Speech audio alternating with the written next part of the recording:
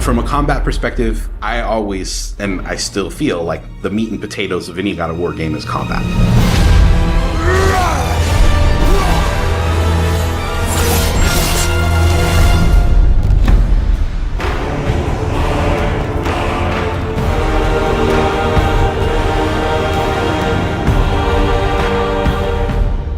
My name is Roberto Clemente, and all my friends call me Bert.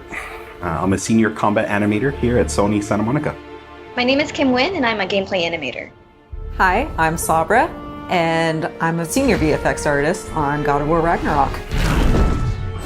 My name is Grace Pan, and I'm a gameplay animator in God of War Ragnarok. Hi, I'm Stephen Oyarijivbie, combat designer on God of War, and I create interesting and memorable creatures that players like to attack and defend against. As an animator, you gave life to characters. You make them move, you gave them personalities, you gave them weight.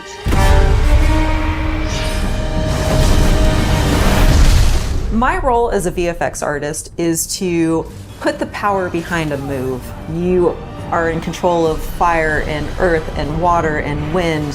Whether you are throwing your axe or on the receiving end of an enemy spell, VFX is what really gives the movement and the danger to every move that a character or enemy makes. I work really closely with the design team and the tech art team on this project specifically. We actually work a lot with camera, along with the guidance of our great camera team, so I find myself doing fight choreography sometimes.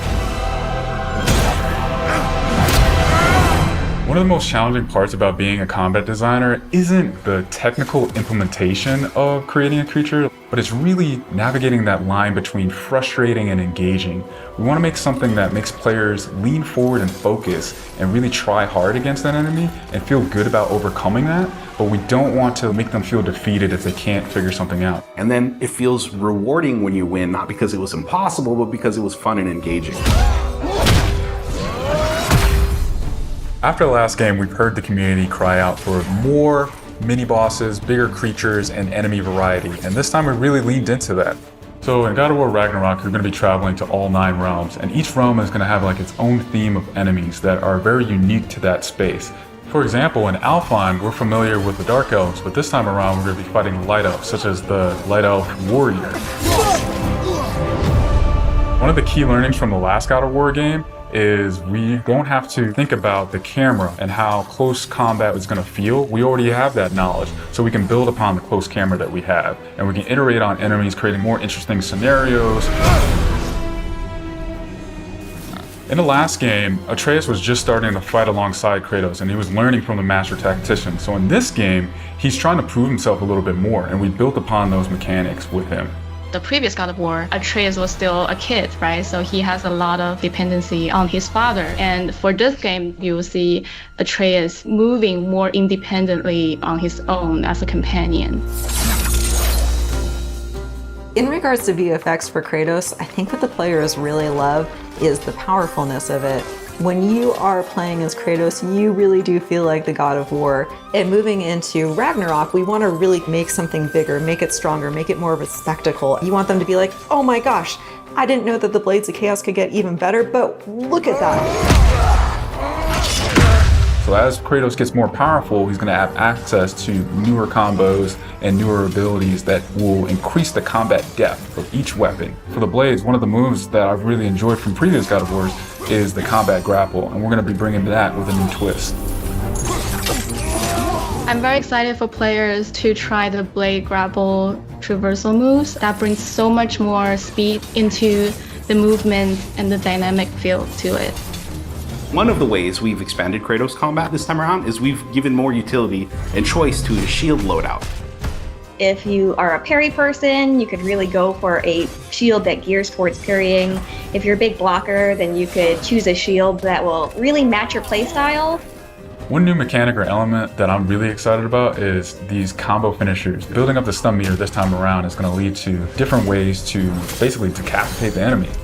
You're going to be able to choose, which weapon you want to have when you kill a guy. Another feature that we've added for Kratos is his new pre-fall attacks. So you could jump off a ledge, and if there's an enemy below you, you could slam down on him. There's such an emphasis on verticality in some of these fights that it's super engaging. And as Kratos, now that you have so much mobility and that you can also take advantage of that verticality, I think it just adds such another interesting layer to a fight. In God of War Ragnarok, we've enhanced the Kratos and Atreus duo. He's going to initiate a little bit more and be aggressive. He's going to fight alongside you and sometimes even surprise you with his combo abilities too. Some of the new expanded companion actions that you'll see Atreus do leverage the fact that he's older now, he's bigger now. And he's different from Kratos, so his magic has a different flavor. Not only that they fight side by side together, there are also a lot of mini games and player interaction moments. For example, like the puzzle systems and the set pieces. You definitely will see a lot more collaborations between father and son.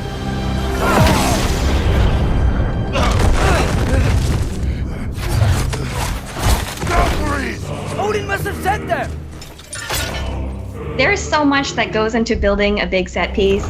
You basically iterate and iterate and iterate, and it takes testing and just seeing what works to really figure out the personality of something. Basically, every department gives it their all to make things really spectacular.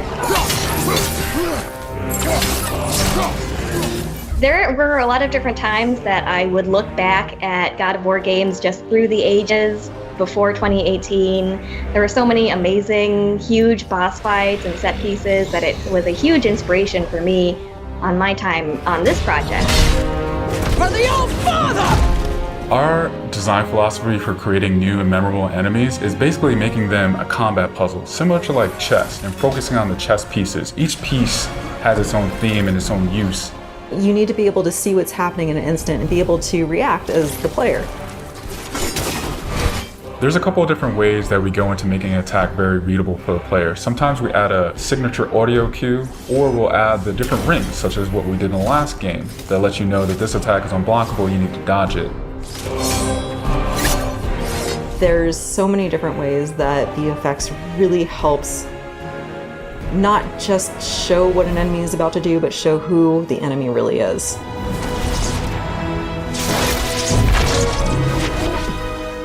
Everything you design has to be surrounding the essence of the character and a story. It's what makes it believable and memorable in the first place. I think what I'm most excited about is for players to experience the diversity of enemies that this game has to offer. You will be fighting everything from small little creatures to things that will take up the entire screen. All of their designs run the gamut. I think each one looks so much different from the next one, and each of them have their own play styles and their own little fantasies that go into it. And so I think if you are really into Norse mythology, you'll be very interested to see how Sony Santa Monica has taken some of these creatures and interpreted them for God of War. Everything that goes into the game, there's emotion behind it and intent behind it, and by the time it gets to you, everything that you've seen that you're going to play and experience has been sweated over, bled over, tested, and is fun to play.